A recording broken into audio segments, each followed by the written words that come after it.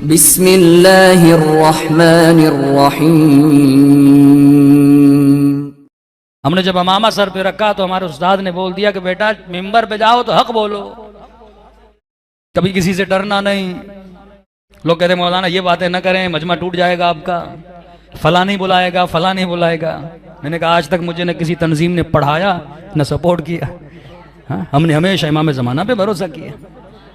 آج کا جوان جب آپ جاتے ہو نا، جوان سوال کرتا ہے، جو مولوی مدرسوں میں خود کو قید کر کے رکھتے ہیں، جو کال کوٹھڑیوں میں خود کو بند کرتے ہیں، ان کا عوام سے کوئی لینا دینا ہے ہی نہیں۔ یہ جوان، یہ لوگ پوچھتے ہیں مولانا ایسا کیوں ایسا کیوں؟ بعض اوقات کیونکہ بصیرت نہیں ہوتی ہم کوئی غلطیاں کرتے ہیں۔ ایک چھوٹی سی آپ کو مثال دے رہا ہوں۔ مثلا ہمارے کچھ قصیدہ خانوں نے اپنے قصیدوں میں میوزک ملایا، بڑی ممبر سے تنقید ہوئی، انہی مدرسے کے مولویوں نے تنقید کی، ہم نے بھی ممبر سے تنقید کی، بھائی اہل بیت کے نام کے ساتھ میوزک نہیں ہونا چاہیے۔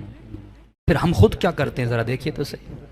کل میں نے ولایت فقیہ کی بات کی نا، لوگوں میں شعور نہیں ہے۔ ایک ترانہ آیا سلام فرماندے، سب نے سنا ہوگا، جس کو میں نے پہلی مرتبہ سنا تو میں خود رو پڑا تھا۔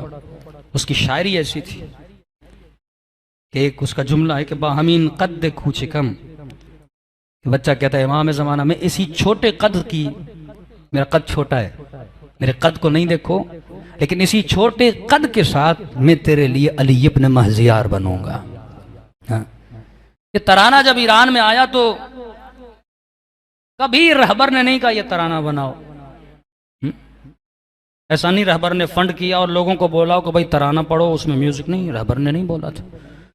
انڈیویجولی کئی لوگ کچھ کام کرتے ہیں اور کوئی قصیدہ ہٹ ہو جاتا ہے سوشل میڈیا کے تھرو، پتہ ہی نہیں لگتا نا۔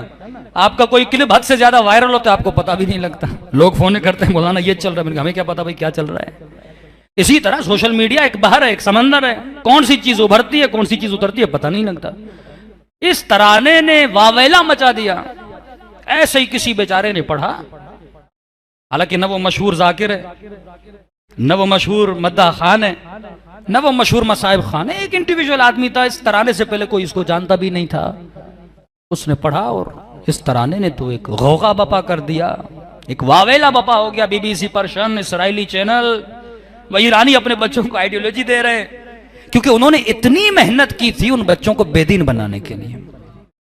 ایک ترانے نے ان کی ساری محنت پہ پانی پھیر دیا۔ حالانکہ جب آپ سلام فرماندے سنیں گے تو سب سے زیادہ جو فوکس ہے نا وہ شاعری پر ہے، میوزک پہ بہت فوکس کم ہے۔ ایک الگ ٹاپک ہے میں جس پہ آؤں گا، لیکن میوزک تھا اس میں، ٹھیک ہے۔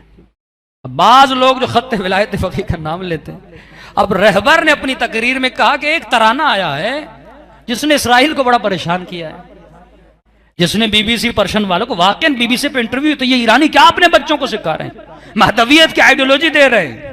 سلام فرماندے مطلب کیا؟ مطلب کمانڈر آپ جو کہو گے میں کرنے کے لیے تیار ہوں۔ لوگوں کے اندر قربانی کا جذبہ، جہاد کا جذبہ، شہادت کا جذبہ، کہ یہ چھوٹے بچوں کو خراب کر رہے ہیں جہاد کا جذبہ دے کر۔ تو رہبر کو رپورٹ آتی ہے نا کہ معاشرے میں کیا ہو رہا ہے۔ انہوں نے اپنی تقریر میں بول دیا ایک ترانہ ہے جس نے بڑا پریشان کیا ہوا ہے BBC والوں کو، اسرائیل والوں کو۔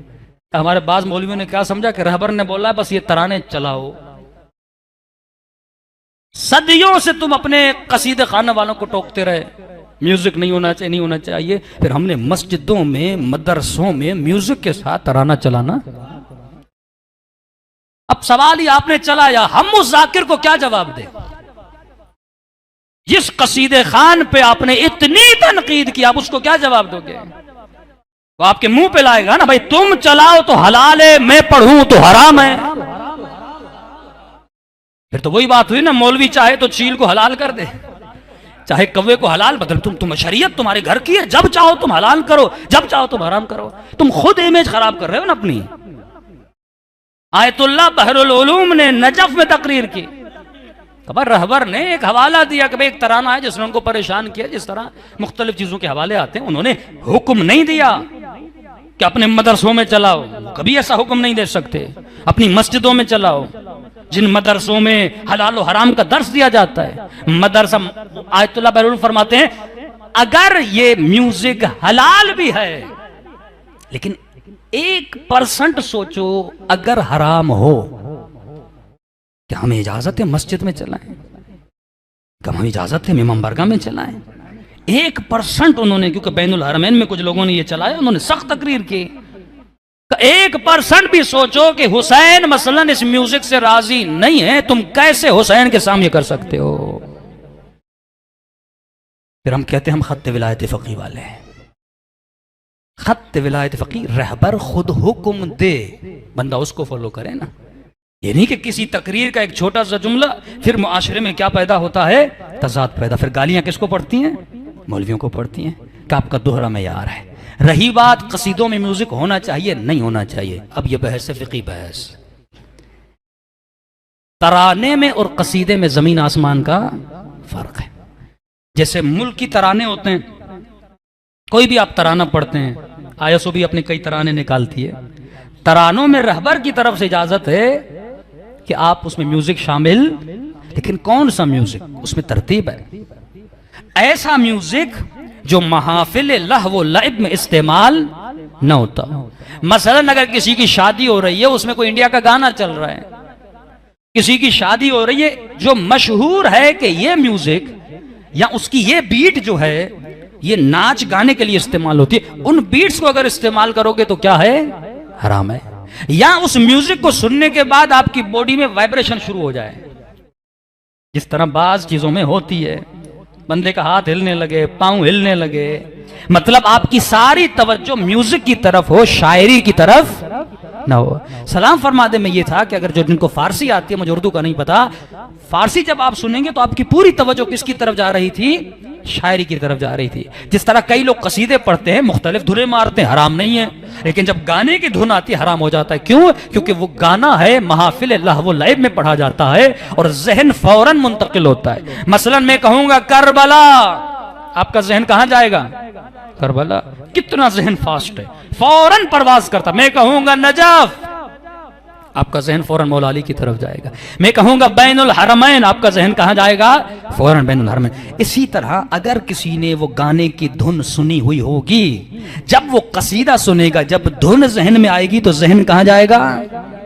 فوراً گانے کی طرف جائے گا۔ بس مسئلہ یہ ہے کہ ذہن کو نجاستوں میں نہ جانے دو، ذہن کو پاکیزگی میں رکھو، کیونکہ پاکوں کا ذکر ہے تو اس میں کیا ہونا چاہیے؟ پاکیزگی۔ ترانوں میں اجازت ہے، لیکن ہم آتے ہیں مثلا کوئی نوحہ پڑھ رہا ہے، اس میں میوزک، یہ غلط ہے۔ کوئی فیمس شخصیت ہے، ایک انون آدمی ہے، لیکن مثلا مشہور ہے کہ مثلا یہ مولا کا مشہور نوح خان ہے، مولا کا مشہور ذاکر ہے، اس نے اپنی شخصیت کو کیا کرنا ہے؟ بچانا ہے، احتیاط سے چلنا ہے۔ آج کل ہمارے قصیدوں میں کیا ہے؟ میں نہیں کہہ رہا قصیدے برے ہیں، شاعری پہ زیادہ فوکس نہیں ہے، اکثر میوزک پہ زیادہ کیا ہو جاتا ہے؟ فوکس آ جاتا ہے۔ اگر فوکس شاعری پہ ہو نا، جیسے دو بیٹ چلتی ہے نا، مثلا میں بھی بات کر رہا ہوں، اگر پنکھے کی آواز زیادہ ہو تو آپ کو میری آواز صحیح سے سننے میں نہیں آئے گی۔ دو لیئر چلتے ہیں، ایک میوزک کا لیئر چلتا ہے، پیچھے جو قصیدے خان ہے اس کی آواز بھی چلتی ہے۔ اب سوال یہ کون سا لیئر کس پہ کیا ہو رہا ہے؟ حاوی ہو رہا ہے۔ اگر میوزک اس پہ حاوی ہو رہا ہے تو یہ لہو و لعب میں جا رہا ہے، لیکن اگر شاعری مضبوط ہے، میرا ذہن منتقل ہو رہا ہے معارف کی طرف، تو اس میں کوئی مسئلہ نہیں ہے۔ صلوات پڑھیں محمد و آل محمد۔